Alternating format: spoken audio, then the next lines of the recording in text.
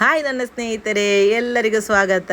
ನೋಡಿ, ನಾನಿವತ್ತು ಎಲ್ಲಿಗೆ ಹೋಗೋದಂದರೆ ನೀಲೇಶ್ವರ ಮಣ್ಣಂಬೂರ ಕಾವಿಗೆ ಹೋಗ್ತಾ ಇದ್ದೇನೆ.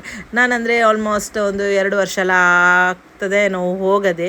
ಯಾಕಂದರೆ ನಾನು ಹೆಚ್ಚಾಗಿ ಮಾಡಿ ಕಾವು, ನೀಲೇಶ್ವರ ಕಾವು ಅಲ್ಲಿಗೆಲ್ಲ ಹೋಗ್ತಾ ಇರ್ತೇನೆ ನಾನು.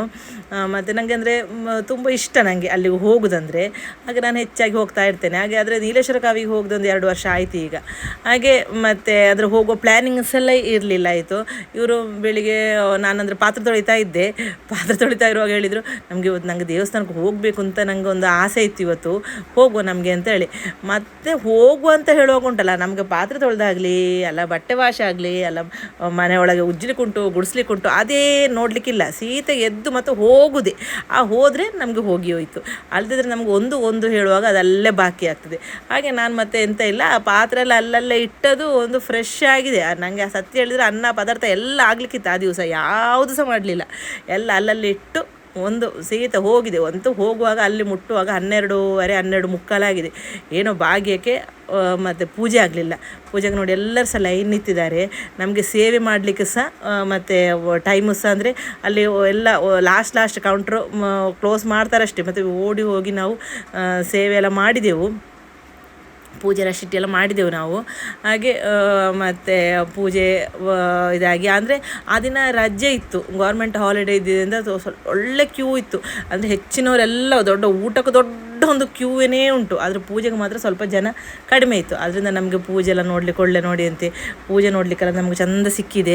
ಆಮೇಲೆ ಮತ್ತು ಅರ್ಜು ಮತ್ತು ಮಗಳು ಇಬ್ಬರು ಸೇರಿ ಮತ್ತೊಂದೊಂದು ತುಪ್ಪದ ದೀಪ ಇಡ್ತಾ ಇದ್ದಾರೆ. ಅದಲ್ಲಿ ಚೀಟಿ ಮಾಡಿದರೆ ಮತ್ತು ತುಪ್ಪದ ದೀಪ ಒಂದು 20 ರೂಪಾಯಿ ಹಾಗೇನೋ ಒಂದು ಅಂದರೆ ತುಪ್ಪ ದೀಪಕ್ಕೆ ಅದು ಅಲ್ಲಿ ತೂಗು ದೀಪದಕ್ಕೆ ಹೊತ್ತಿಸಿ ಆಮೇಲೆ ಅಲ್ಲಿ ಪ್ರಾರ್ಥಿಸಿ ಮತ್ತು ಅಲ್ಲಿಡಬೇಕು. ಹಾಗೆ ಮತ್ತು ಪೂಜೆ ಎಲ್ಲ ಆಯಿತು ನೋಡಿ. ಅಂದರೆ ನಮಗೆ ಹತ್ತಿ ಹೇಳಿದ್ರೆ ನಮಗೆ ಅನ್ನ ಪ್ರಸಾದ ಸಿಕ್ಕಲಿಲ್ಲ, ಅದಕ್ಕಿಂತ ದೊಡ್ಡದು ಅಲ್ಲಿ ನೈವೇದ್ಯ ನಮಗೆ ಸಿಕ್ತು. ಹಾಗೆ ನಾವು ಅದೆಲ್ಲ ಆಗಿ ನಾವು ಊಟಕ್ಕೆ ಅಂತ ಹೋಗುವಾಗ ಅಲ್ಲಿ ಊಟ ಖಾಲಿಯಾಗಿತ್ತು, ಅಷ್ಟು ರಶ್ ಇತ್ತು.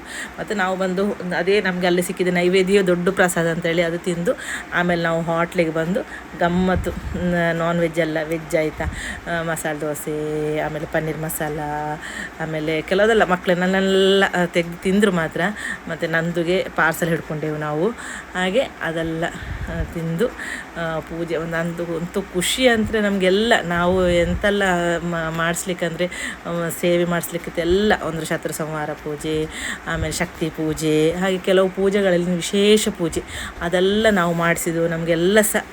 ಮತ್ತು ಇದೆಲ್ಲ ಚೀಟಿ ಎಲ್ಲ ಸಿಕ್ಕಿತ್ತು. ಅದರ ಪ್ರಸಾದ ನಿಮಗೂ ನೋಡಬೇಕಲ್ಲ, ನೋಡಿ ಅಲ್ಲಿನ ಪ್ರಸಾದ ಅಂತೆ ಪಚ್ಚೆಸರಿಗೆ ಚಿಕನ್ ಪೀಸ್ ಹಾಕಿ ಮಿಕ್ಸ್ ಮಾಡಿ ಕೊಡ್ತಾರೆ ಅವರು. ಅದೇ ಅಲ್ಲಿನ ವಿಶೇಷ ಪ್ರಸಾದ. ಅಂದರೆ ಇಷ್ಟೇ ಇರೋದು ಈ ವಿಡಿಯೋ. Thank you.